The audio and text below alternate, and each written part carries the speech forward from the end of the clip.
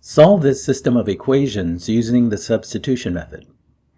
With the substitution method of solving a system of equations, you solve for one of the variables in one of the equations and substitute that variable into the second equation. When using this method, look for easy-to-use coefficients, either coefficients of 1 or coefficients that are multiples of each other. In this case, neither applies, so find the smallest coefficient. Let's solve for x in this equation. So we get 2x equals 11, and we subtract 5y from both sides, minus 5y.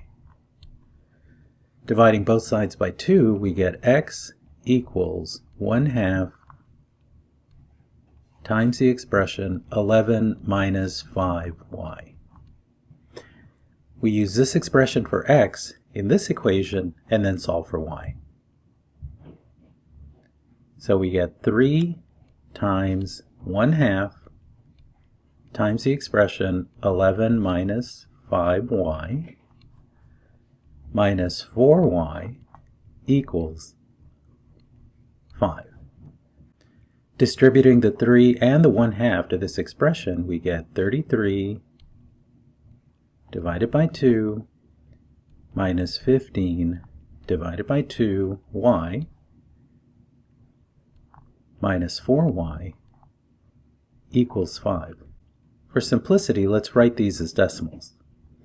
So we get 16.5 minus 7.5y minus 4y equals 5. Combining the y terms, we get negative 11.5y plus 16.5 equals 5. Subtracting 16.5 from both sides, we get negative 11.5y equals negative 11.5. So y is equal to 1.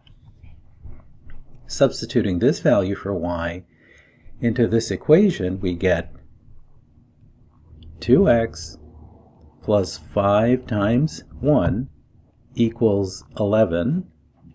2x plus 5 equals 11. Subtracting 5 from both sides, we get 2x equals 6.